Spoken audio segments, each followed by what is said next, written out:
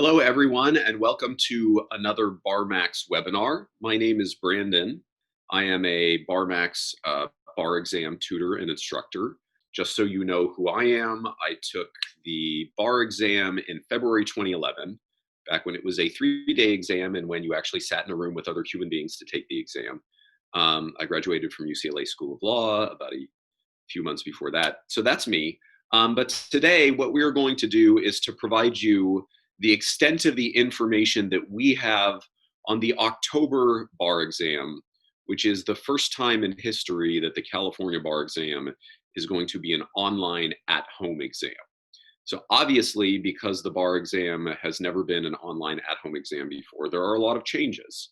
Some of them are not advantageous, but some of them I think might be a little bit advantageous if you're willing to tweak your study habits a little bit in order to make sure that you're taking advantage of the opportunities. So we will talk through that stuff. Also, before we get started, I just want to mention to you our podcast. TestMax has a podcast called The Legal Level. Hopefully at some point a link to that podcast will show up in the chat box and you can click the link and go visit that. But I hope you will have a listen. Some of it is about law school, some of it's about the LSAT, some of it's about the bar exam, some of it's about other stuff. It is available at Stitcher, on Apple Podcasts, Spotify. It's all over the place. So go ahead and check it out. So that is the housekeeping. The last thing I'll say before we get started is that I'm going to monitor the question and answer box. So if you look down at the bottom, there are a couple of different ways to reach out and to participate in this presentation.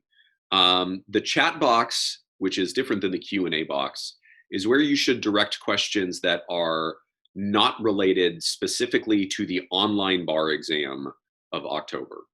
If you have questions just generally about other bar exams, if you have questions about the course or signing up, please type those into the chat box. We have both Katie and Celeste manning the chat box, and they have more than enough information. And I'm just going to be talking today specifically about what is on, or the difference, the new different exam, the exam that is online.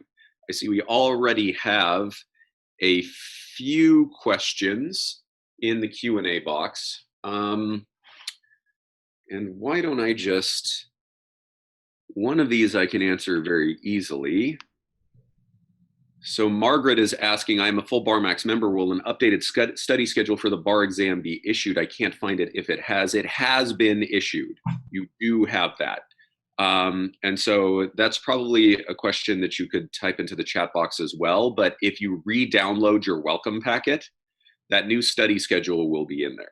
And it reflects the change dates. It also reflects the fact that the MBE, you will have half as many MBE questions as you would on a normal bar exam. So using the MBE questions is a little bit different there. And some of these questions I will take when the presentation covers them, because we've got a lot of ground to cover, and I want to make sure that we are covering that ground.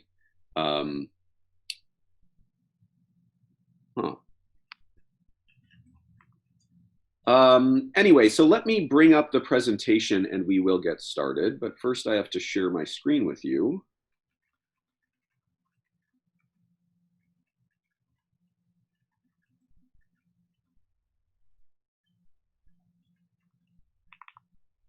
And let's see, here we are. So how to prep for the remote California bar exam. So things have changed. The July bar exam was postponed to September. Then it was postponed again to October. It is still a 2-day exam. For the past several years, since 2017, the California bar exam has been a 2-day exam. It is still a 2-day exam. The schedule is a little bit different though, and the test is actually a little bit smaller. So let's talk about the schedule and how it is different. So day one of this new October bar exam is where you're going to have all and only the California essays. So as you likely know, you will have 5 one-hour essays on the bar exam. That was true even before we went to this remotely proctored bar exam. And that's the entirety of day one. So you're going to have some setup time. You're going to have to log in. You're going to have to get verified. And then you're going to have 5 essays. Each essay has a break between that essay and the next essay. And the break is going to take about 25 minutes total. So each of the breaks is a 25-minute break. And then for every single essay, you're going to have to log back in, go through the facial recognition verification, and then you can have your next essay. There is a lunch break between essays 3 and 4. That's an hour, and I believe that is in lieu of a 15-minute break between essays 3 and 4. So that's day one. It is not much different than the exam has been before. Day 2 is where the difference comes. So on day 2, you're going to get the performance test, and the performance test is the same as well, by which I mean you get one 90-minute performance test. Since 2017, that has been the structure of the exam, one 90-minute performance test. But here is what's different. The MBE, those multiple choice questions that are standard across different states, different jurisdictions, bar exams, you're only going to have half of those. It used to be that you would have 200 questions, and it would take basically a full day for that. Now you're only going to have 100 questions. And before lunch, you're going to do those 2 sets of 50 questions. Now, I think I saw a question on this, and so let me just bring it up because this is the place to talk about it. So the question asks, how difficult will the MBE questions be given that they are now 14 questions per subject versus 26? I don't know that any particular question will be harder or easier than any particular question would before. It's just there's a smaller pool of questions for them to get your score. Now, what's important to recognize is that the MBE still counts for half your score. So even though it's now a very small portion of the exam, it just takes the morning of one day, it's still half of the score total. And there's a very complicated way that the California bar grades bar exams, but a lot of it has to do with using your score on the MBE or using the scores on the MBE in order to determine what the scale is for the essays. And so it's still very important. So I don't know that any particular question is harder or easier, but each particular question is more important. My understanding also is that there are no experimental questions. So it used to be a number of the questions were experimental and they wouldn't actually count towards your score. Now I believe all of the questions count towards your score. So it's not like there's half of the questions that count. There are half of the questions overall, and now all of them count. So I hope that's helpful. Then after you have lunch on day 2, you're going to log back in, and then you will have your 90-minute performance test. And then you're done and you're a lawyer. Yay, hooray. That is the structure. It is, and I may not have made this clear, but I think you're all here because you know this. Wow, there's already a lot of questions. This is an at-home exam. Now, some people got accommodations, and there are a very small number of people who will not be taking the exam at home. They will be in socially distanced testing centers, but I believe the date to apply for accommodations has already passed. So if you do not have accommodations for the October bar exam, then you will be taking it the way that about everybody else is taking it, by which I mean you will be taking it at home. Let's see.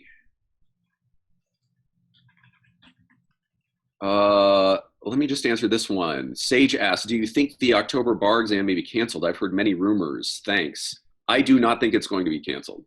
I think it is going to go ahead as planned. I don't know if that is what you wanted to hear or what you did not want to hear, but I do believe it will still be happening. Yeah, so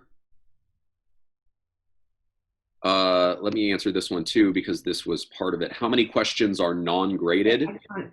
Again, my understanding, I think, Celeste, I think you might have your microphone on. Sorry about that. Sorry about that. That's all right. We can do a joint presentation. It's so much more fun with you as a part of the process. Nobody wants to listen to me drone on for an hour. um, anyway, how many questions are non-graded? I think you're talking about the MBE. My understanding is that all of the questions will count. There will not be experimental questions.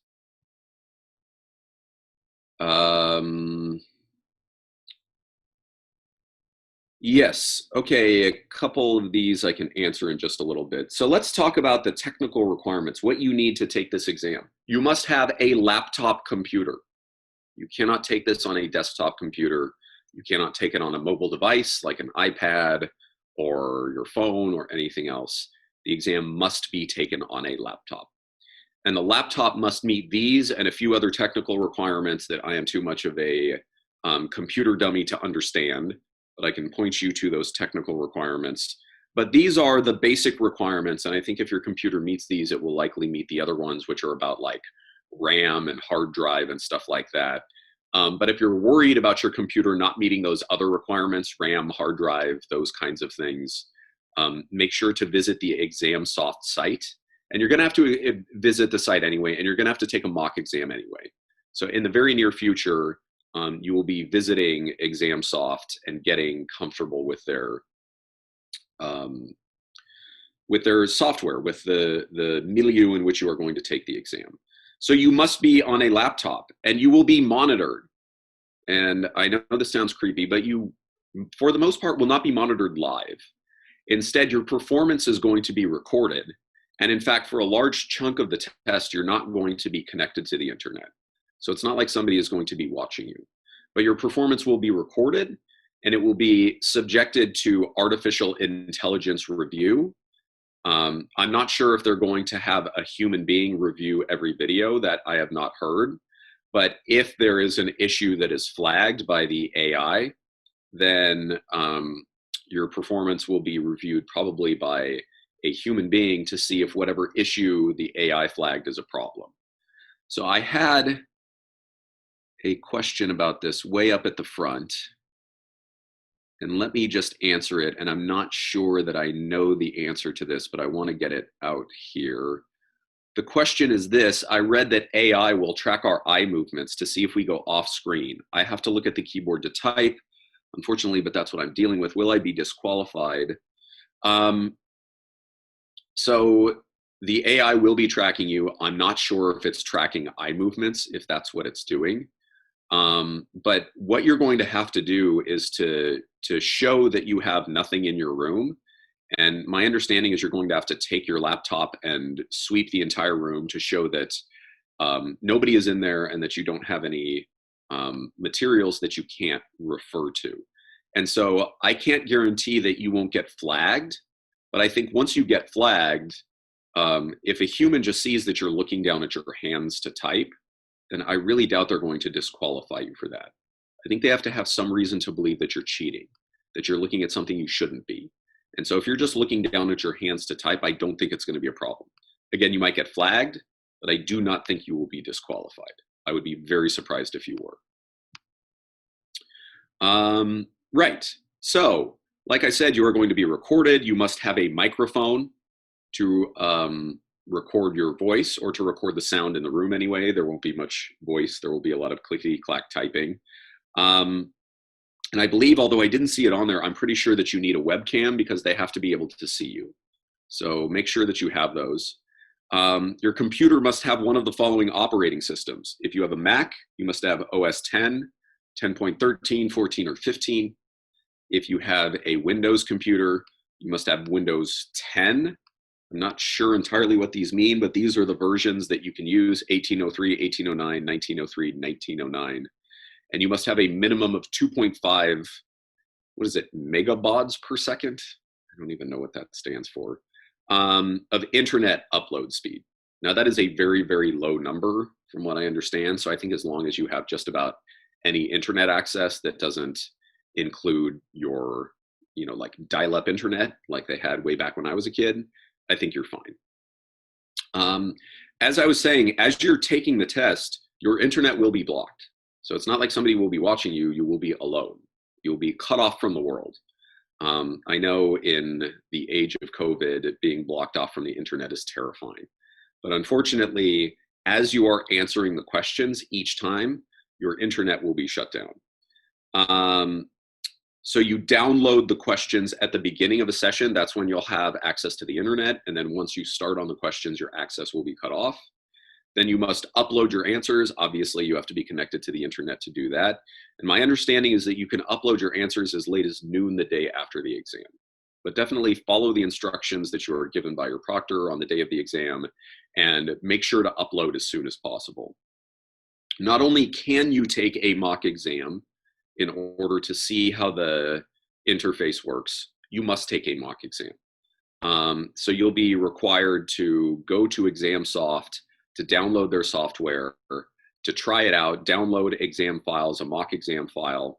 But there are also going to be, my understanding is that past essays and past performance tests will be loaded into that system. And so you can take several mock exams as if they were test day conditions using the software. And I would highly recommend that because like I was saying, there are a few functions that were not available. Specifically, the functions are the ability to highlight things, and we'll talk about that in a second. But I do think it can be helpful to get some practice. Let's see. What if I read out loud during the MBEs? Would that be cheating? Oh, yeah, I don't know if they're going to like that. I think you're not supposed to talk. So I think you may have to find a way to not read out loud during the MBEs. And I think that would be a problem with the in-person bar exam as well. So I think that might be something that you have to work on. Let's see. I've got a few answers. Here's one I can answer. For the attorney exam, do you have to log in the morning of day 2, even though you are not taking the MPT until the afternoon? I don't think you do, but you should definitely make sure that whatever instructions you get specifically for the attorney exam that you follow. You're right that the morning of day 2 is not for you. It's just the MBEs, and you will not be doing those. But definitely reach out to the bar and make sure that you only have to log in the afternoon. Let's see. Let me just answer this one. How is the schedule different if you are a practicing attorney taking the California exam? Assuming you are taking the attorney's exam, which you have to have been admitted in a US jurisdiction at some point 4 years or more in the past and been in good standing ever since. If you're taking the attorney's exam, then the schedule is only different in that on the morning of day 2, you will not be taking the MBE. So you get the morning of day 2 off. But day 1 is exactly the same, and the afternoon of day 2 is the same. Day 1 are the 5 essays. Those are part of the attorney's exam. Day 2 afternoon is the performance test that is also part of the attorney's exam. This is the same question, but let me answer it. Yes, it is a 2-day exam. The PT is only being offered on day 2. So even though you're taking the attorney's exam, used to be 1 day and done, but now they're making your life almost as miserable as everybody else's life. So sorry about that. Yeah, that one we can get to.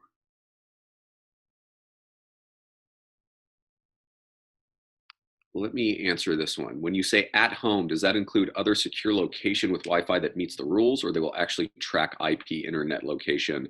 I don't think they will track IP internet location, but you have to be in a room by yourself without noises or distractions from anyone else. And so I don't know that that necessarily means that it has to be like whatever the address is on your driver's license. But I think it does just have to meet those rules.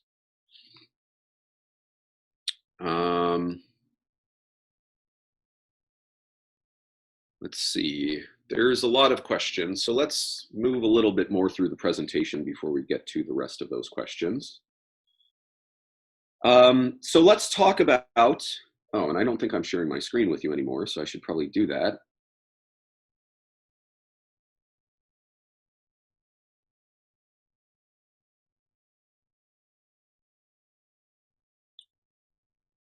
Ooh, this is a question I don't know the answer to, but I want to get it out there because I want to make sure that somebody does. So is it value added to use a 2-in-1 laptop with a touch screen so we can annotate on screen?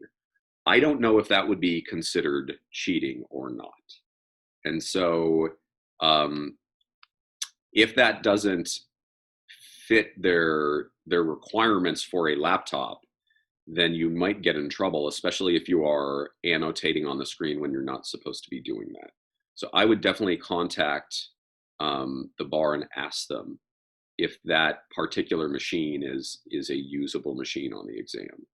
I mean, that does sound value added. If you could scribble on the essay prompts and on the PT prompt, I think that would be great. But you definitely don't want to get caught cheating, because then you don't get to be a lawyer. All right. So, how does this work? What does the testing software look like? Let me actually bring up, and I just did a little bit of snooping around, and so I'm not sure if this is exactly how the California bar exam interface is going to look. I already took the bar exam, so I can't sign up and use this mock exam, but I went and I looked at their FAQ page, and this is what I found on taking an exam. And so this, my understanding, is about what the interface is going to look like. So you'll have the text of a question up top.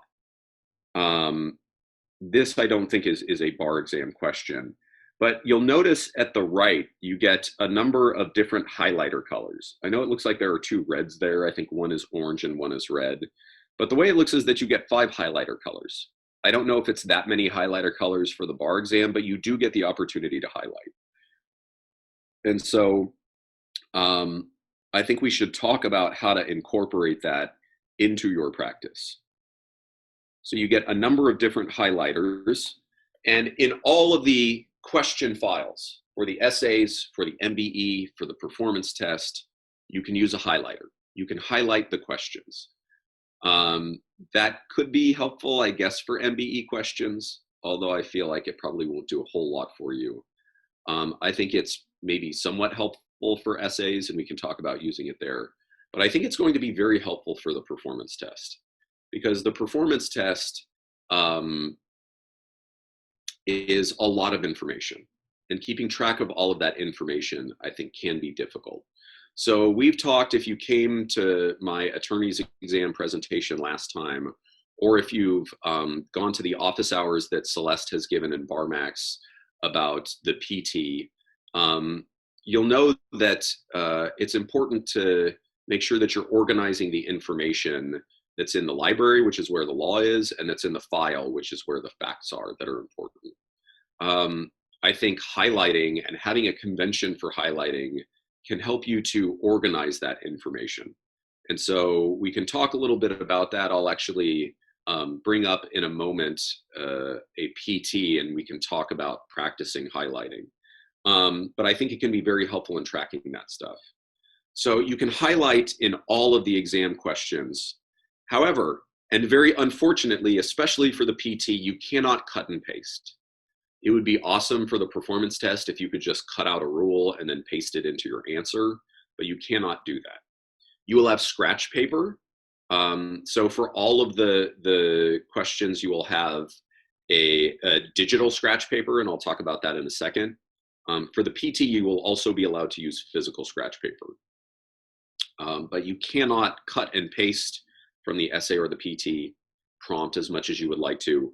You also cannot print out any portion of the exam. With the MBE, here's what you can additionally do. You can strike through answers that you don't think are right. You can also flag questions to return to in the same session. But a few things: striking through 3 answers does not select the 4th answer. So don't just strike out 3 answers and assume you have answered the question, because that's not how it works. You must affirmatively select an answer for that answer to be recorded. And when I say flag questions to return to in the same session, you will have 2 sessions. There will be 2 sessions of 50 questions each. You can go back to questions during that session, but you cannot go back in session 2 to questions from session 1. So if you're flagging questions to come back to, complete them in the session that you are in, or else you will be very upset with yourself. Digital scratch paper.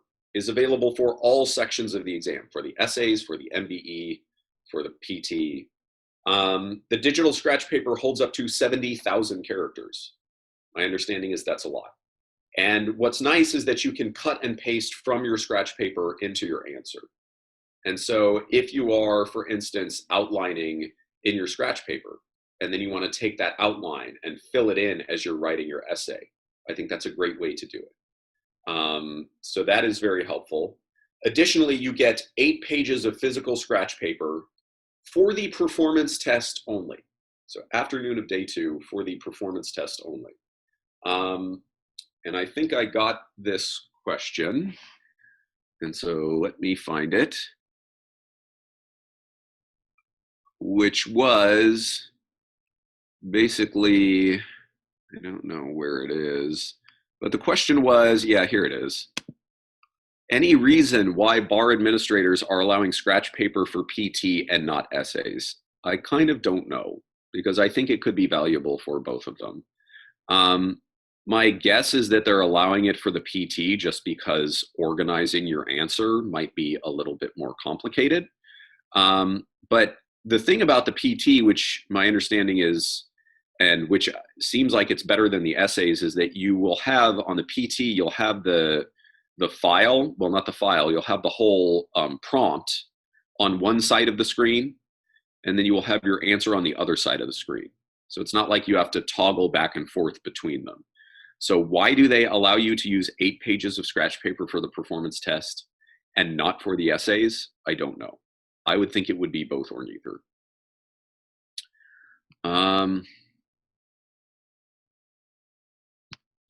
If we live in a studio and our kitchen is in the same room, is this going to be okay with the no food or drinks policy? What about having a TV in the room?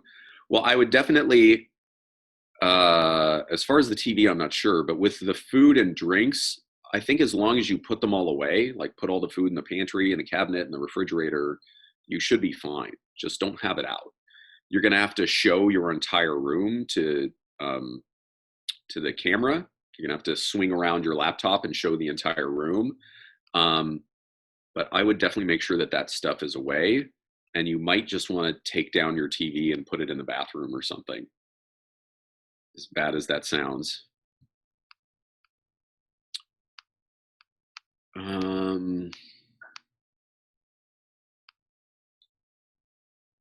So Jessica asks, how much in advance can we take the practice exam on the software? I think you can start now.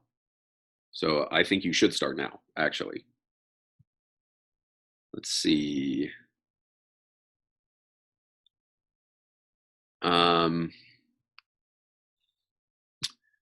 Here's another one, which I'm guessing is building upon the question about looking down at your hands while you're being reviewed by the AI software. Brent asked, my worry is that I look to the side when I'm struggling to remember something.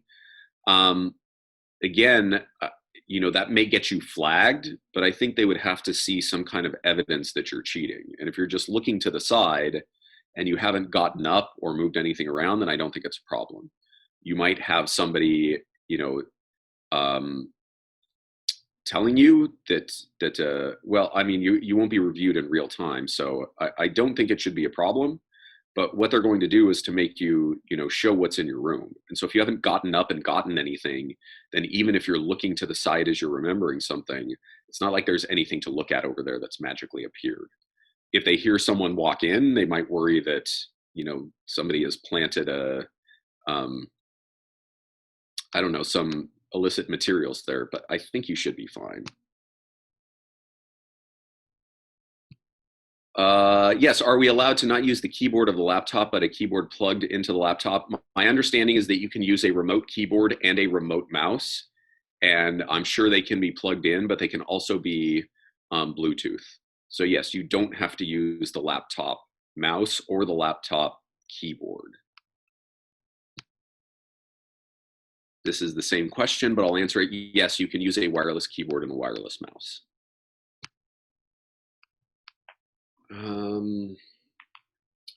All right, let's keep moving. I know I keep stopping and answering. You guys all have very excellent questions. But this should not be a 9-hour presentation, unless everybody wants it to be a 9-hour presentation.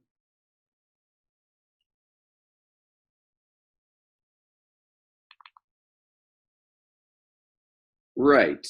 So we talked about these things. Digital scratch paper is available for all sections. I think that's useful.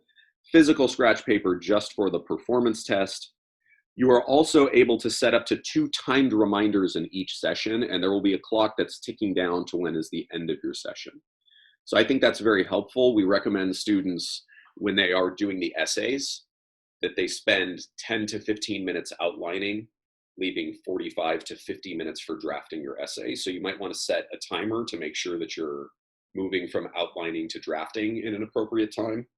With the PTs, we usually recommend that exam takers take the first 45 minutes to read through all of the materials, to outline and collect their thoughts, and then to use the remaining 45 minutes in order to draft your answer. And so again, you might want to set a reminder for about 45 minutes that will let you know it's time to shift from organizing to drafting. So let me just talk about highlighters, because I do think this could be helpful. So it used to be that you could have physical highlighters to highlight the physical prompt that they would give you in the in-person bar exam, but now you can have these other highlighters, these online highlighters. And so let me just show you what I've done to try to replicate that process. And so this is actually on my laptop. Let me share my screen with you here, and I'll show you what I mean. All of this stuff is in the way. All right, so hopefully you guys can see what I'm doing here. And this is just, so I have a Mac which comes loaded with Preview. And when you have a PDF, if you don't have Adobe Acrobat or any other reader, then Preview is just the default program that opens your PDFs. So these you will get in your welcome packet from BarMax. For performance tests, we have, I think, 70 performance test prompts. There are just a few, I think 5, something like that, from California, because in 2017, California shifted from a 3-hour performance test to a 90-minute performance test. And so those 3-hour performance tests are not valuable or efficient practice for you to use. But in addition to those California PTs, the more recent ones, there's a whole bunch of MPTs, the ones made by the National Conference of Bar Examiners that students in other jurisdictions and in all UBE jurisdictions use. And so you have a whole bunch of practice. And when you load a performance test or an essay, like I said, at least in Preview, then you get the opportunity to highlight. So this just comes with Preview. And if you come right up here, you can just select whatever your highlighter color is. And then whatever you click on, it will highlight that color. So I highlighted that green. Maybe I've got a different convention for highlighting names. You can highlight that in pink. Anything that you want to unhighlight, you can just immediately unhighlight it. Since you will be doing this on test day, I would recommend to have a convention to highlight the things that you know are important to keep you on track. And like I said, you can do this here. You can also do it in the ExamSoft software. So there are a number of old performance tests and essays that are loaded into ExamSoft. So I happen to think a good way to use something like this, so we often recommend, well, not we often recommend, we always recommend, there are always 3 pieces to the performance test. You should ignore the instructions because you will already know about that. But for each performance test, you'll get a memo, and then you get the file, which is the facts, and then you get the library. So we recommend that you read the memo first to see what you are being asked to do. Read the instructions sometime before test day. The instructions are always the same. You don't want to spend your time reading those on test day. But you will get the task here. And then we recommend that after you read the task, you skip the facts, which are the file, and you go straight to the library. And so the library almost always has at least a little bit of case law. Sometimes it will have statutes or regulations or something like that. And I think you can have a good convention for things. So like if you're looking for, or you find a case has been distinguished, you might want to note that cases that have been distinguished are in red. I know that's not red, but it's close enough. If you have, I don't know, a statement of a rule, you might want to just highlight in green. I know this is the statement of the rule. If you have interpretation of older authority, or if you have an interpretation of a statute or something, you might want to pick something and highlight that, I don't know, in yellow. But this is, I think, very helpful, but I think you need to get practice with it. Like I said, you can do it here, or you can do it in the ExamSoft, world. You can also highlight the essays. Like I said, I think this is maybe not quite as helpful as it is with the PTs, just because the PTs are so big and so long. But still, even here, you might, have the facts that are relevant to one party's claims in green, and highlight the facts to another party's claims that are relevant in blue. Again, whatever convention works for you, but I do think this is helpful. So that's all I wanted to show you on my laptop. So let me get back to the presentation. Let me see how many questions have accumulated since I did that. Oh my gosh, very many questions.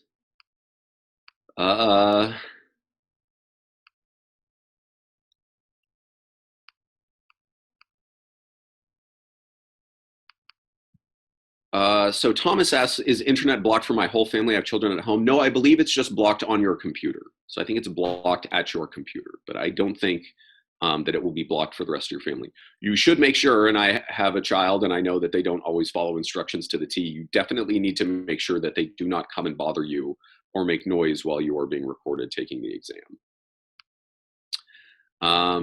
Neil asks, can I take it from a hotel room or do I have to take it at home? My understanding is anywhere that meets the requirements is fine. I don't think it has to be your home, but it has to meet the requirements. That it's a room that you can lock yourself away in, that nobody else will be there, not even your pets.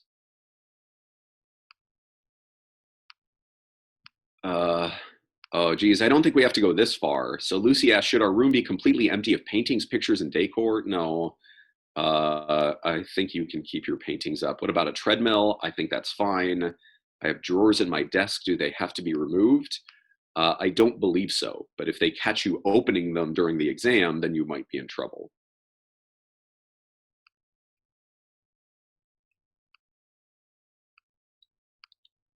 Let's see. So let me answer this one. Nishad asks, when is the mock exam? Again, I think with all of the ExamSoft stuff, I think it's open now. So I think you can sign up and you can take the mock exam now. And I would say the sooner you get going with that, the better. So probably after this presentation is over, go ahead.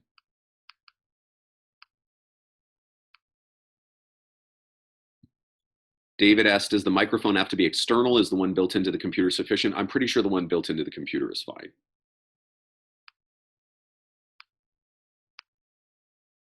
All right, let's keep going. Lots of questions, but we'll keep going.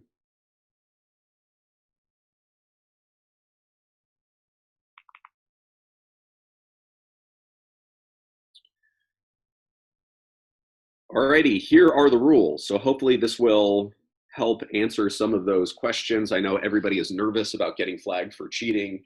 You are continuously recorded, video and audio, during all sessions. So everything you do will be recorded. This is still a closed book exam. I know there are at least a couple of jurisdictions. What was it? Is it Arkansas or Louisiana is having an open book offline exam? I wish we were talking about that. That is not how the California bar exam is. It's still hazing that makes you memorize things for no particular reason. It is still a closed book exam. During the session, you may not do any of the following. These will get you flagged for cheating. Leave the view of the webcam. Use an unauthorized electronic device, which is basically anything besides the laptop that you are working on at that moment. Exit the room.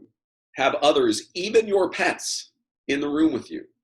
They are very worried that you have trained your poodle Fifi to do rule against perpetuities questions for you, and that Fifi is going to hand you the answer to a property question in the middle of your bar exam. No pets, not even pets. Everybody, all living beings.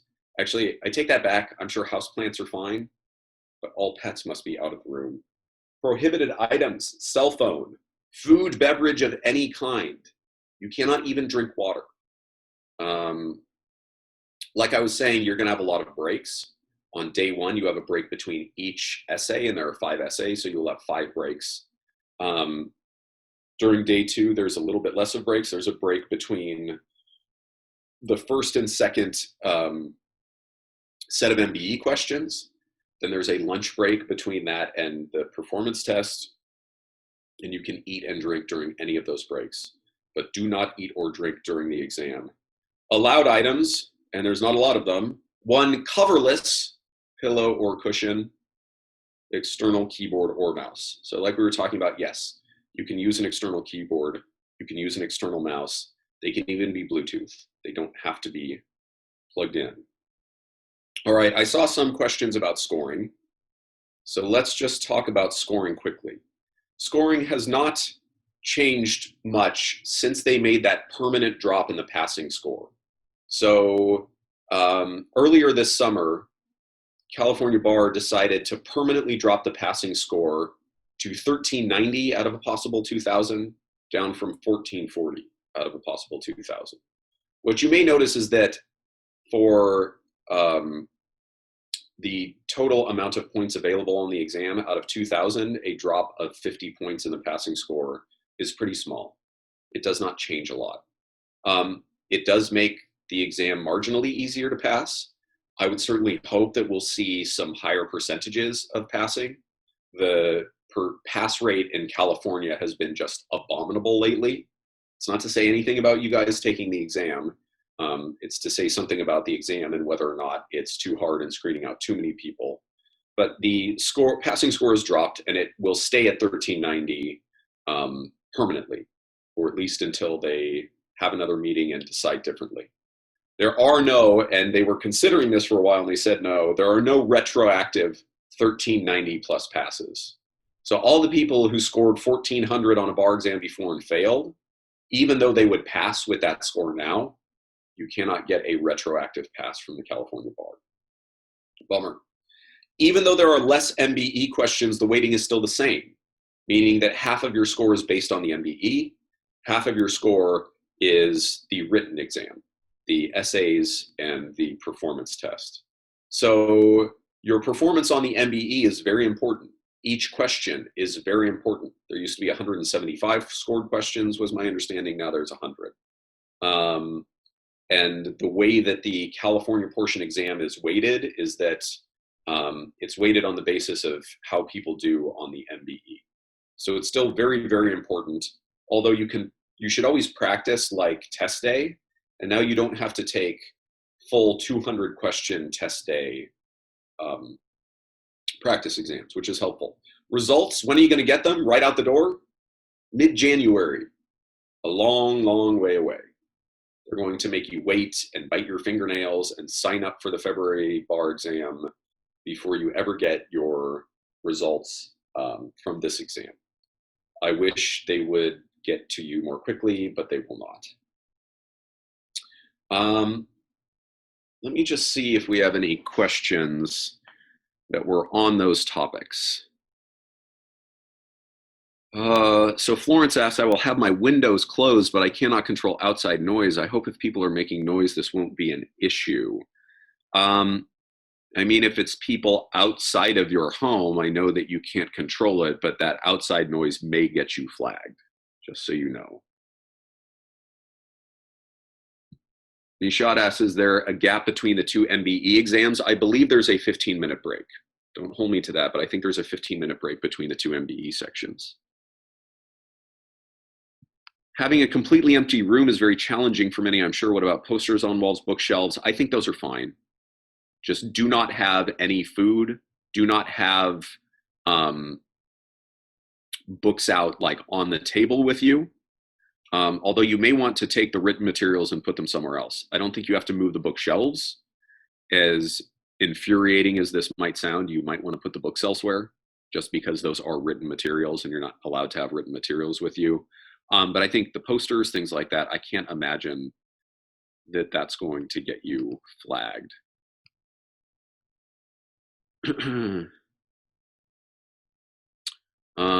Let's see.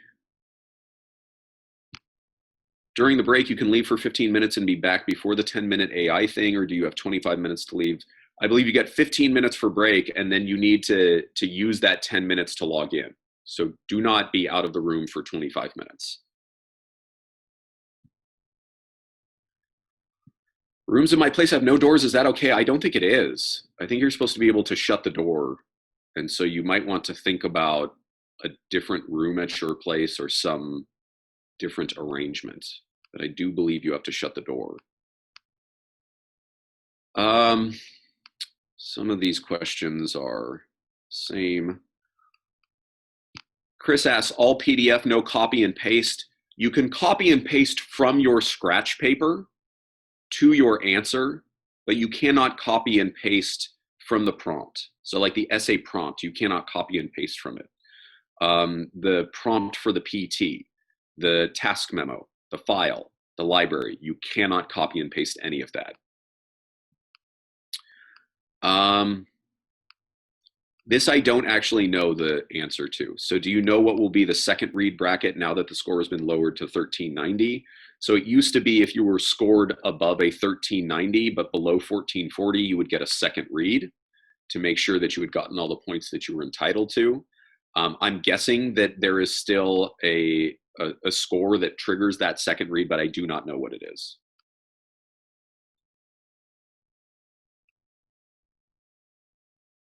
How can we work out questions that require scratch paper, i.e. property questions? So as long as you can work out a property question typing, then you should be fine, because you will have digital scratch paper for the essays, and you can type out whatever you need to type out there and then copy and paste whatever you need from your scratch paper into your answer. If you need scratch paper to work out property answers, like physical scratch paper, you will not get that. I have a small 13-inch laptop. Are we allowed to have dual screens? No, you can only have one screen. I know that's not great for a small 13-inch laptop, but that is expressly prohibited. Can you include a blank paper or blank index card? No, you can with performance exam, but what about the essays and MBEs? No, for the essays and MBEs, you cannot.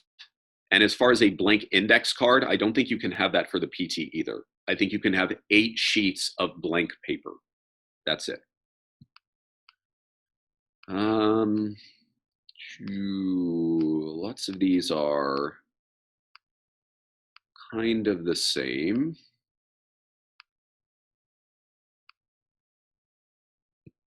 All right, would you go over the copy and paste again? We can copy from the note and paste to exam answer, but not the other way around.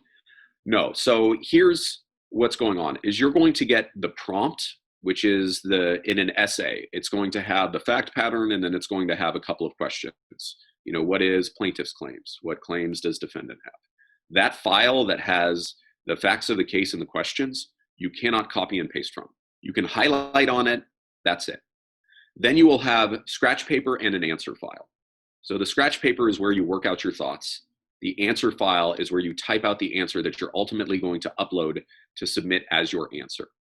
You can copy from your scratch paper and paste into your answer, but that's separate and apart from the file that has the question you are being asked. You cannot cut and paste from there, regardless of whether it's the essay or the PT.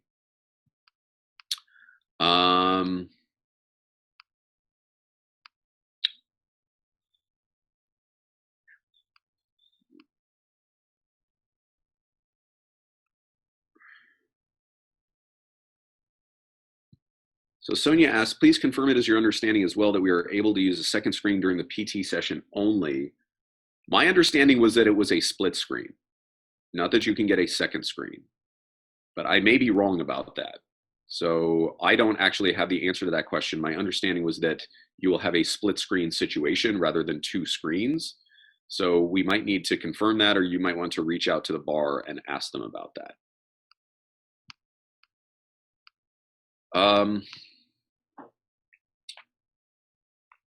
All right. Continuing on.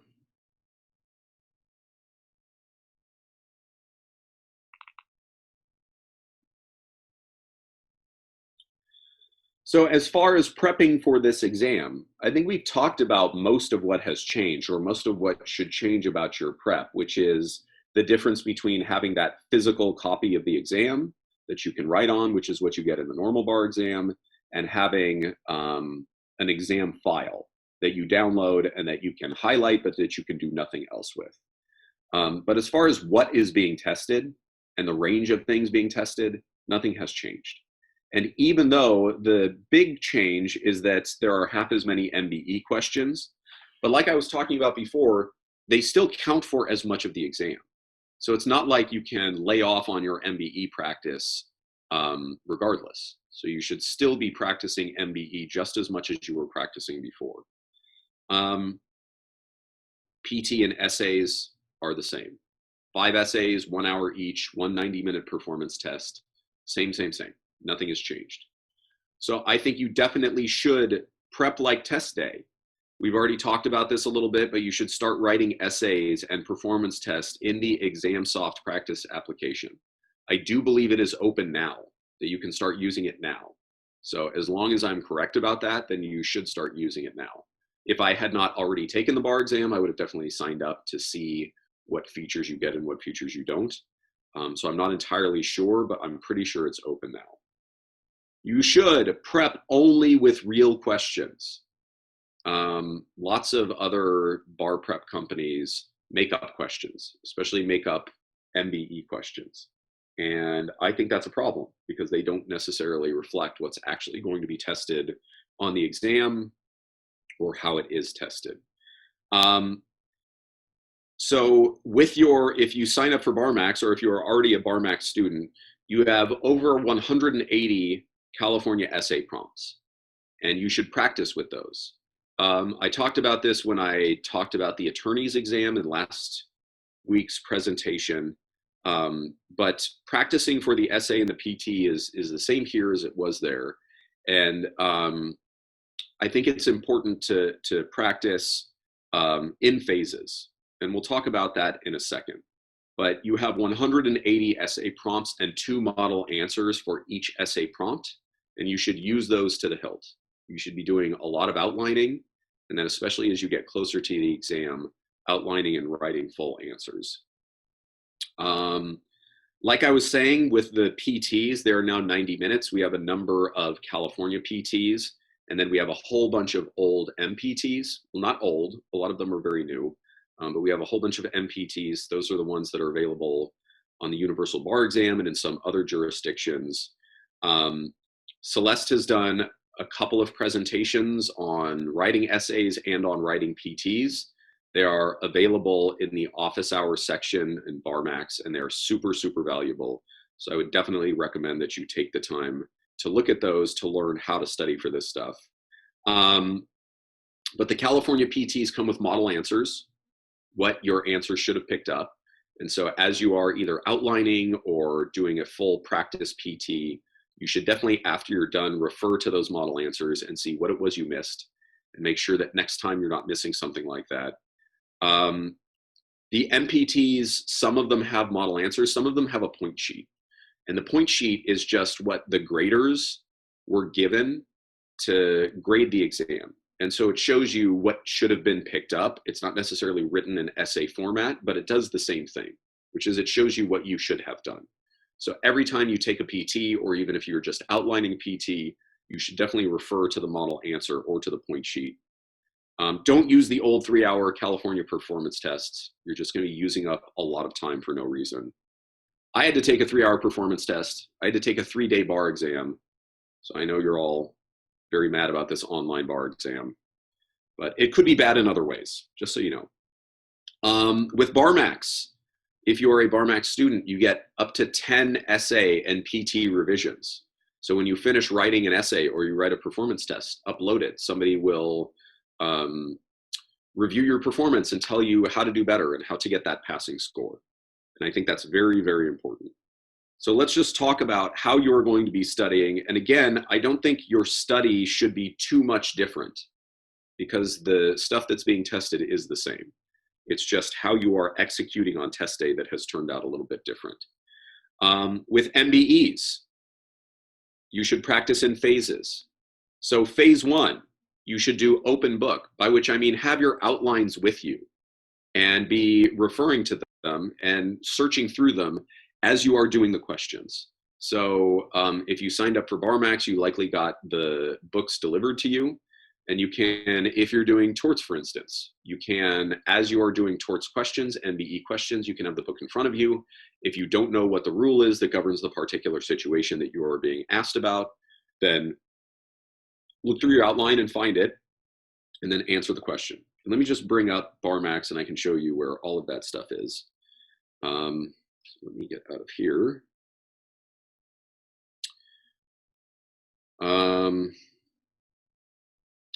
Yeah, so here, MBE questions. You have them on all of the subjects. So if I want to do some questions on crimes, I can just bring it up and start. And I think it's up here is the difference between study mode and test mode. So when you're in study mode, you get the answer immediately. Check answer B. Oh, I got it wrong. But what study mode does is you try to get the question right, but you don't have the black letter law memorized yet. And so it's important to learn as you're doing these questions, and it will just tell you immediately what is the right answer and what is the wrong answer. And so that is very helpful. So in that first phase, open book, on study mode, you're just learning.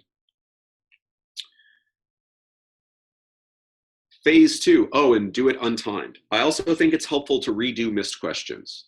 So when you've missed a question, you don't know the rule that governs that question, or you weren't able to see the issue raised by that question. I think it's important to go back later and do the questions that you got wrong and make sure that whatever the issue was that you missed the first time, you're not missing it the second time. Phase 2, now you're going to close the book. This is when you're memorizing the black letter law and doing MBE questions on it, but still do it untimed. I think it's only toward the end that you should really be pushing yourself on timing. But when you're on test mode, you're not reviewing during, you're reviewing afterward. Finally, phase 3, when you get close to the end, that's when you're testing as close to test day conditions as possible. So closed book, doing it test mode, doing it timed. Let me point out that in addition to those, the MBE questions that are on particular topics, you have these OPEs, online practice exams. So these are what you take that are supposed to resemble a full MBE section. Each one has 100 questions. So in order to do it like you would do on test day, do 50, I believe in 90 minutes, take a 15-minute break, come back and do another 50. But that is doing it just like test day. And that's when it becomes really difficult, when you don't know what area of law it is as you walk into each question. So that's MBEs. Let's talk about essays. Again, I think you need to work in phases. The first phase is where you're getting comfortable with the process, you're getting comfortable with your outlines, you're learning the law, but you're not memorizing the law at this point. Phase 1, again, open book. As you are doing it, you only need to outline the essay. So we talk about in the BarMax course all over the place that your essay should be written in IRAC format. Since you have been to law school, I hope you know that IRAC stands for Issue, Rule, Application, Conclusion. Well, the headers are the issues. And so, for instance, if you're doing a torts essay, you might have breach, duty, causation, damages would be the 4 different headers for a particular claim. As you are doing this first phase, when you're just outlining essays, as long as you are getting those large issues, that's all you need to do. And then check each of the model answers and make sure that the issues that were raised by the fact pattern you were given, that you picked up on those issues. And the way that you do that is you check those model answers and you see what issues were in the model answers that I missed. Any issue that you missed that was in both model answers is a very important issue and is one that you need to lock down. Model answers are not perfect. No model answer is a 100%. No model answer has all of the issues. And so if you're missing an issue that showed up in one model answer but not the other, then that might not be the end of the world. Again, the passing score is 1390 out of 2000, which means you can miss a number of issues and still get a passing score, and that's all that matters on the bar exam. Phase 2, now it's time to close your book, outline and draft. Wait, why did I say closed book? I'm sorry, I meant for phase 2. Phase 2 should be open book. But outline and draft, time yourself, and review the model answers. Actually, I don't think you should time yourself. I'm sorry, let me modify this. This is not what I wanted it to say.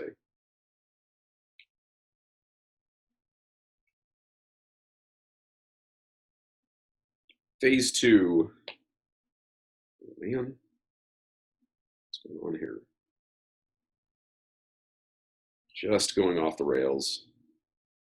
Where were we? There we are. For some reason it wants to select, and I don't want it to select. Yeah, so in phase 2, I think you should still be doing open book. And I think you still should not time yourself. But now you're drafting the whole answer, and you're still getting comfortable with the law at this point.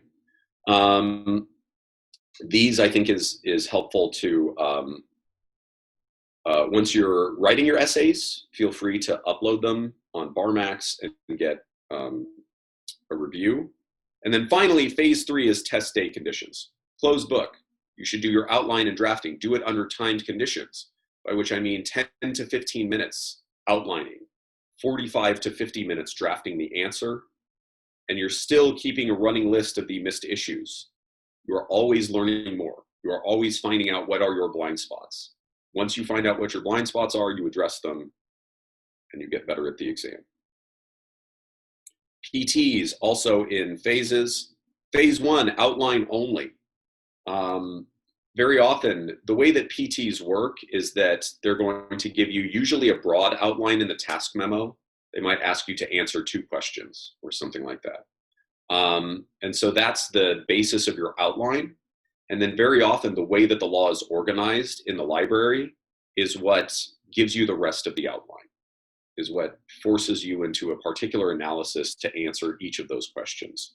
So in this first phase, again, you've got, I think, 80 PTs, something like that.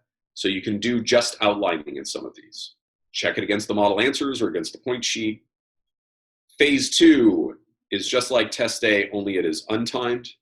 You're outlining and drafting, review the model answer and the point sheet. Phase 3, before you get to test day, you should do at least a few full performance tests under test conditions. Outline and draft. Do it under time pressure, but still reviewing to make sure that you're doing it right. The last thing I'll say about how you should study is that you should study smart, just like it says up here. There's a lot of overlap between what's tested on the California essays and what's tested on the MBE. And you don't want to treat things that are the same as though they're different. So you should know, as you are drafting a particular essay, that the common law that you have learned for certain areas of the MBE is the same. And whatever rules you have there are the rules that you would use here. So all of the stuff that is highlighted is stuff that is tested both on the MBE and on the California essays. The other stuff is what's just tested in the California essays. So like this is just California essay. Community property, just California essays. But these guys, like civil procedure, even though you'll be tested on the distinctions between the federal rules of civil procedure and the California rules, the FRCP is what you're being tested on in MBE questions. So take what you know about that and apply it to the essays. The only other section of the exam that works like that, where there's overlap but there's distinctions, is evidence. The federal rules of evidence are important for the MBE questions, but you will also need to know the distinctions for the California rules of evidence. And the other thing that I would say about this is, you definitely should know those California distinctions, but it's also the case, and I think we need to keep this in mind, you only need like a 60 something percent to pass. And so even if you're not mentioning the distinctions, you might still, depending upon what your other essays are and what your MBE score is, you might still be picking up enough points to pass. So just don't forget that. And then don't forget, in the last few weeks, that's when you're memorizing black letter law. We have flashcards for you. And they are right here.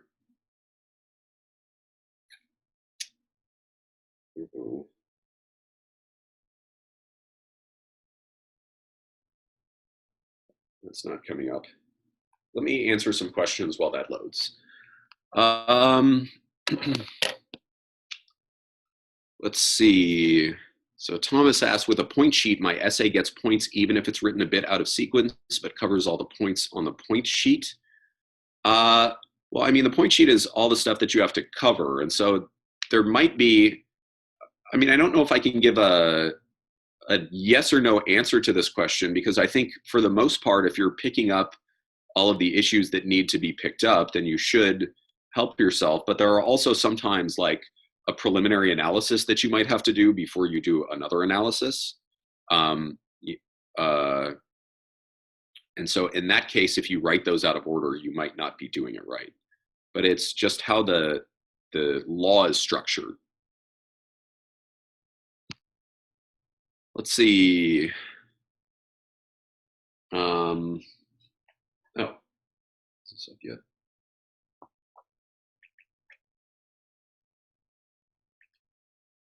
Hold on.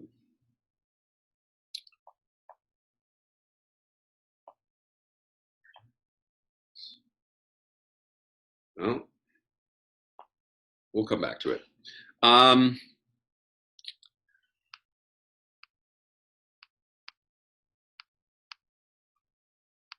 Let's see. I think I've answered the most. We get this question all the time, and I'm not much of a prognosticator, but the question is, what subjects do you think will be tested on the essays? The one thing that is always tested somewhere is professional responsibility. Usually there is a professional responsibility essay. Sometimes you're tested on professional responsibility in the performance test, but that is definitely going to be tested. As far as the other ones, you know, some are more common than others, and I know some have done studies in the recent past on what often comes up.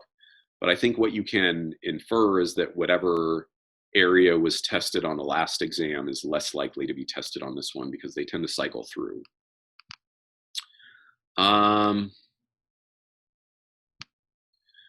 So James asks, how does scoring work with California attorney's exam now that the passing score is 1390 rather than 1440? I believe the passing score for the attorney's exam, Jim, by the way, hello, I've worked with Jim before. I believe the passing score has lowered for the California attorney's exam as well. And so since it's half your score, or since the written portion is half your score, then it's the same percentage reduction in passing score. It's very complicated the way that they adjust the scores for the essays in relation to the scores for the MBE questions. So my understanding is that they're going to be seeing how people do on the MBE questions and then adjusting the scale for the written portion. And I think that will apply to your attorney's exam, even though you didn't take the MBE. Alexander asked, do you think the February 2021 will be remote also? Boy, I hope not. I really hope that we're in a better place by then. I really hope not, but I don't know.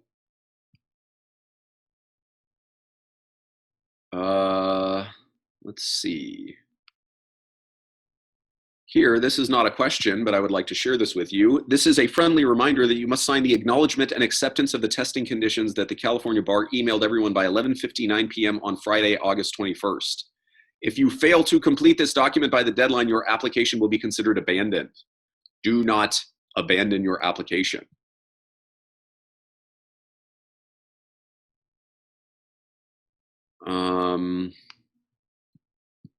Is there a clear viewable timer on the screen? Will it give us warnings, 15 minutes, 5 minutes? I believe there is a clear viewable timer on the screen. I don't think it gives you warnings, but you can set up to 2 reminders.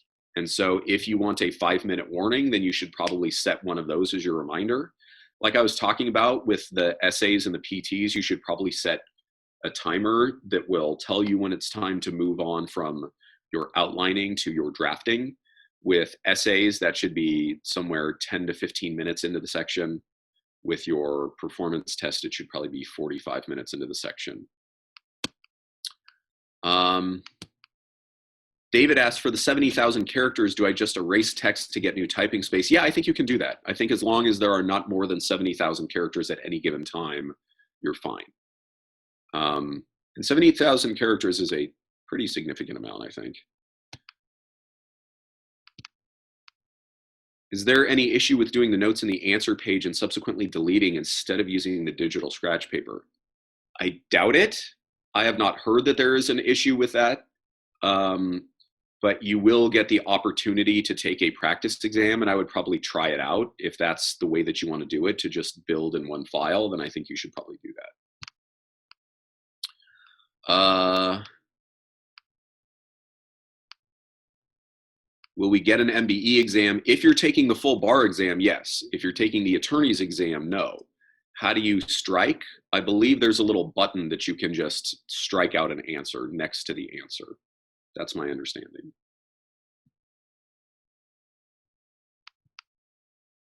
You're not allowed a clock in the room. The program itself has a clock built in. Yes, I believe there is a clock that automatically begins ticking down from when the section starts. Let's see. Brandon, I'm hearing from a lot of students that they cannot yet access ExamSoft. Okay, then I was wrong about that. I thought that you could. So I think they just have to wait for the announcement about when it's going to be available to look at, and then they need to practice on it like mad. Yes. So check your inbox every day, refresh, refresh, refresh, and wait for ExamSoft to allow you access. I did not know that. Thank you. I appreciate that, Celeste. Appreciate these students. This is a team effort. Let's all become lawyers together. Let's see here. Do you know if we can practice multiple times using the remote mock exam? My understanding is that there will be multiple files loaded into the multiple past exams, and I think you can take multiple past exams under testing condition. That is my understanding. Let's see here. Are any points given for spotting an issue using it as a heading but no discussion? I mean, I think it depends on the issue. You know, there are some issues that are just very brief. And I think you don't necessarily have to do a full IRAC for an issue like that. But I do think you at least need to do like some kind of analysis. So I would not just do the heading and then do nothing else. I think you have to have some kind of discussion about what is the rule and how it applies.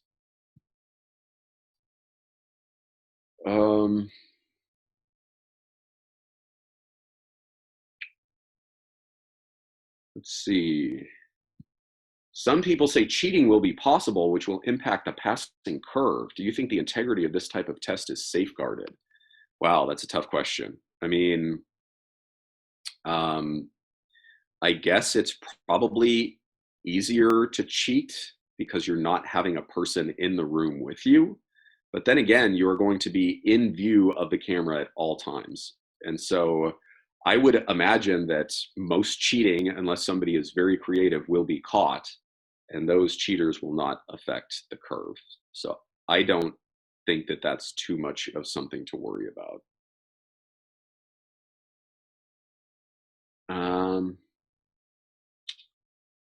Let's see.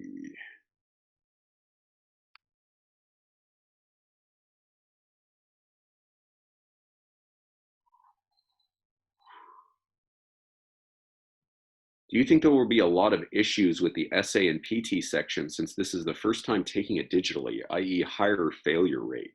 Well, I mean, as long as your answer file uploads, um, then I don't think there should be really any difference because it's the same as the old bar exam was, which was you would still, when I took it a gazillion years ago, you took it on a laptop and you uploaded your answer after you were done.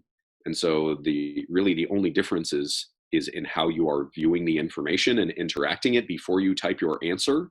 And then uploading your answer should be substantively the same. So I don't think there should be a higher failure rate. Um, you know, there might be some issues with the artificial intelligence like flagging people who shouldn't be flagged for review. But then again, once you're flagged for review, I think a human takes a look at the video and the audio. And so as long as you're not doing anything, I don't think there should be any difference.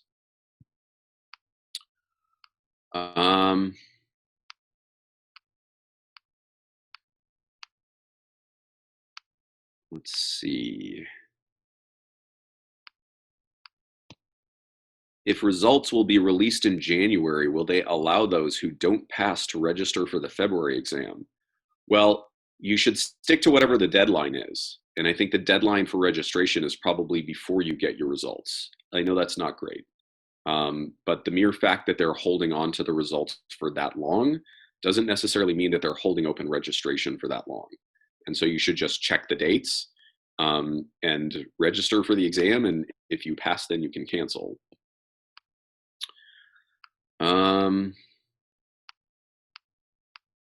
Let's see.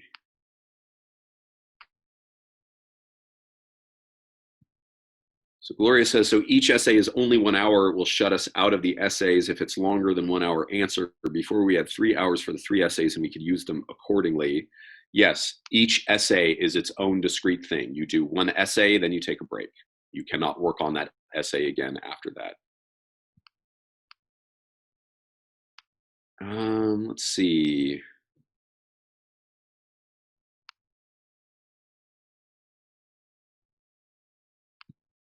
So Anita says, I was unclear on the choice between highlighting an ExamSoft and highlighting using Adobe or some other system.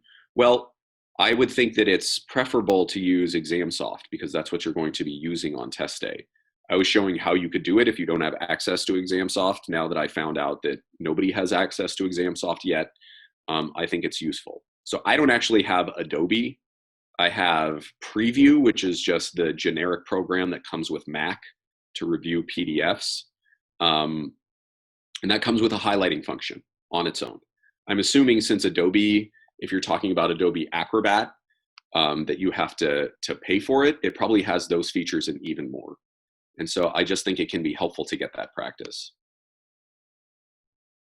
I thought I answered that. So Tammy asked, can you go over your last slide again on exam prep? What does it mean, 180 plus California essay prompts? What it means is this, and I'll actually just show you. I'll show you here. So let me share my screen. So these prompts that I have right here, I got from my welcome packet. So when you sign up for BarMax, one of the things you get is a welcome packet that you can download, and it has a whole bunch of stuff in it. So you have practice essays. These are the essays on their own. They don't have the answers along with it, but you also have the essay with the answer along with it. You can go through the essays by subject or by year. And what you'll notice is that we have exams going all the way back to 2002, to February 2002. There was at one time 6 essays. So in the old ones, there are 6 essays in each one of these folders. I think it's since 2017, there's only 5 essays. But ultimately, that's, I think, over 180 essays. And whenever you're ready to do one, you can just open one up, read it, answer the question.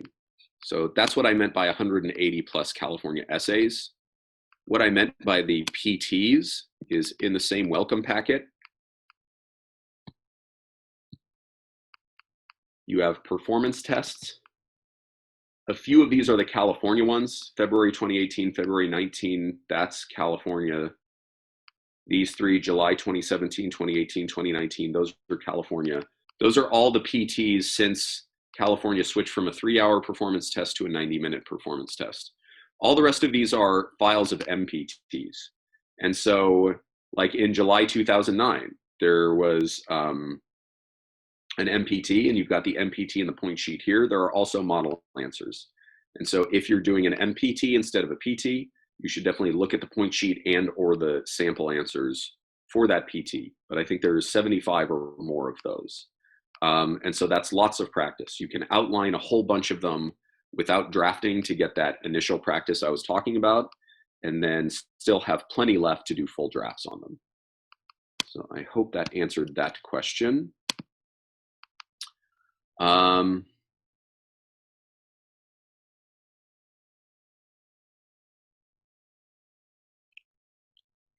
Lots of these are letting me know how wrong I am about ExamSoft and how it is not accessible yet. I'm sorry. I feel bad about that, but it is ExamSoft that is making your life more difficult. Don't worry, Brandon. I got stuff wrong yesterday too. Doing the best we can here, all of us together during this COVID craziness. Yeah, I only get so much information, and not surprisingly, the California Bar does not reach out to us at BarMax here and discuss what they should be doing. No. Let's see here. Boy, lots of questions.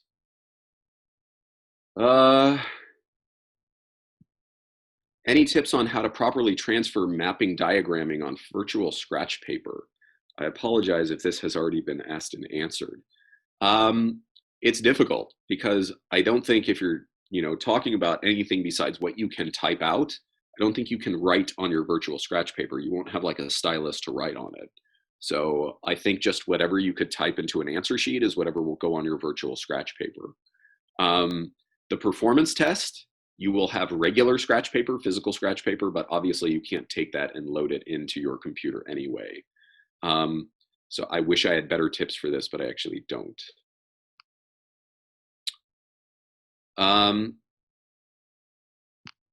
For phase 2 and closed book essay, how long or detailed should the draft be? Well, I think what you want to do is to do your best to find all the issues that you can find. And so most facts, although the way that these questions are made is that the facts bring up issues, and some facts are irrelevant, they don't bring up issues. But you should look at each operative fact that you're getting and try to figure out what issue it brings up. And if you come to the end of the issues that you can think of, then you're done. Obviously, if you're doing a torts essay, you could just every time you do a torts essay, read your entire torts outline. But I don't think that's a good idea. And so what I think you should do is, if that takes you, I don't know, and if it takes you 2 hours to outline and write your essay in that phase, and you're really getting comfortable flipping through your outline, finding the issues, then when you get to the end of that process and you've decided what all the operative facts are and what the issues are that come from them, then you're done. I wish I had a better answer than that. If you want to cut yourself off at like 90 minutes because more than that is not a worthwhile use of your time, then I think that's fine. Let's see. In the study smart slide you just showed, did you say the non-bolded subjects are for essays only? Thank you. Yes, the non-bolded subjects are just tested in the essays, not in the MBEs. And when it comes to a PT, it's a closed universe. They will give you the law that applies. So those subjects do not apply there.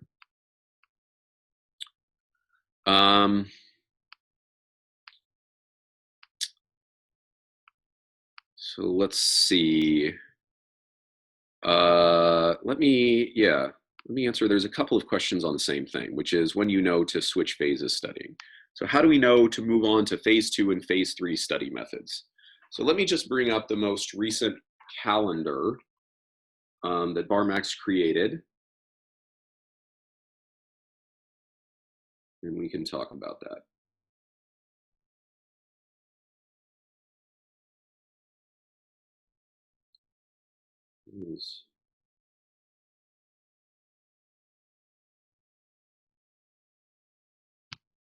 Oh, I need to stop share here.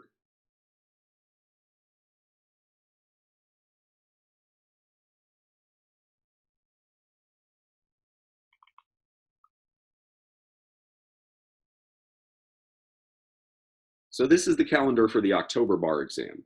And obviously we are already well into it. This is about where we are, the middle of August. The way that the BarMax system works is that we get you through the we get you through the course in short order, and then we like for you to have a lot of time at the end of it to do practice and review. And that practice and review phase, when you get to the end, is when you're going to do that phase 3 stuff. That's when you close your books, and that's when you're not, and that's when you're timing yourself. So if you see, and I know we're past this, but early on, when you are learning, for instance, on the 21st of July, you would have been learning Civ Pro, and you would have been doing some essays, outlining 2 of them and writing 1 of them. Those are phases 1 and 2, basically. And you can do them at the same time, but those are both untimed with the book open in front of you. It's once you get to, where are we?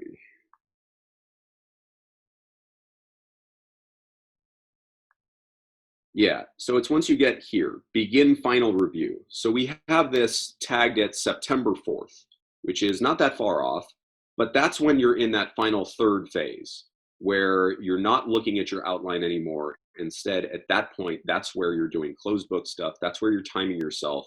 That's where, to the extent possible, you're testing under test day conditions. And so phase 3 should kick off right around the beginning of next month sometime. But I really think that the students who end up doing the best are the ones who think about what they need, and then they tweak this schedule for their own needs. And so if memorization is something that you really struggle with, then you may want to start the memorization process earlier. You may want to test yourself on memorization more. So that's very important, and you obviously have to give yourself a lot of time to do that. Let's see. We're almost at the end of time here. But let me ask, or let me answer a few more questions.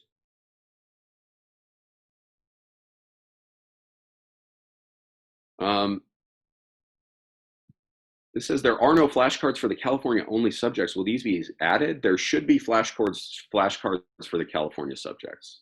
So I don't know if we're not looking in the right place, but we do have flashcards for those as well.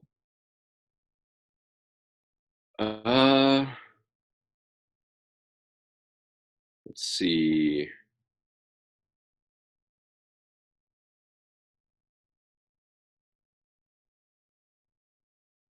So if we begin to run out of time on our essays and don't have time to finish all IRAC points, what's your best advice to gain the most points as possible as time runs out?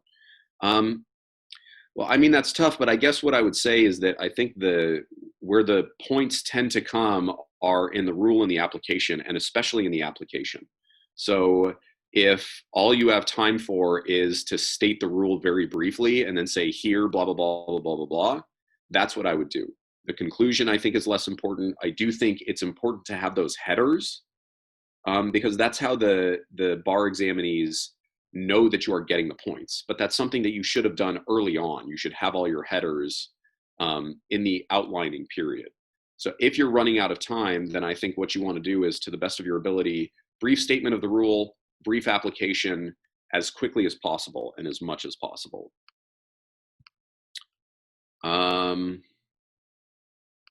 Let's see.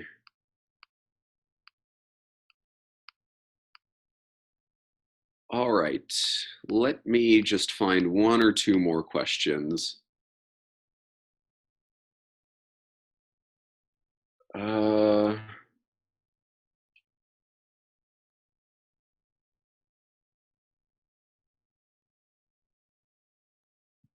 So you mentioned professional liability may be used on the PT. Can we apply outside law to the PT? No, you will be using whatever law they give you on the PT.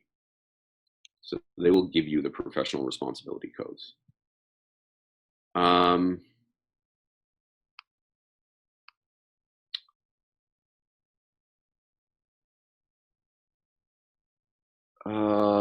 let's see. Let me just answer this one. And then I think it's probably time for us to go. So Anita asked, apologies, what do you mean by headers?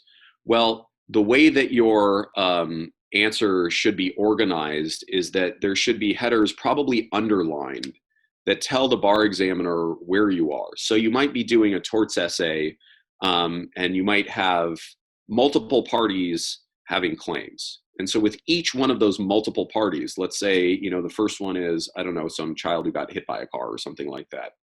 You have that child, and then under that, you should have the topics that you would need to hit for that issue, for that claim. And so that would be duty, breach, causation, damages, and probably defenses. And so for each one of those, before you ever get to drafting your essay, you should create an outline that has those. So plaintiff 1, duty, breach, causation, damages. Plaintiff 2, duty, breach, causation, damages. Depending upon the other issues that are raised, you know, maybe there's an eggshell plaintiff issue, something like that, that would change things. So unfortunately, we are about out of time. That's as many questions as I have time to answer today. I know there are so many more, and it may be helpful for us to come back and help you guys out with the online bar exam a little bit more in the future. But I really hope that today's presentation has been helpful for you. I'm sorry we don't have all of the information. A lot of this stuff is up in the air right now. And I think it may take some time, especially for ExamSoft to be done.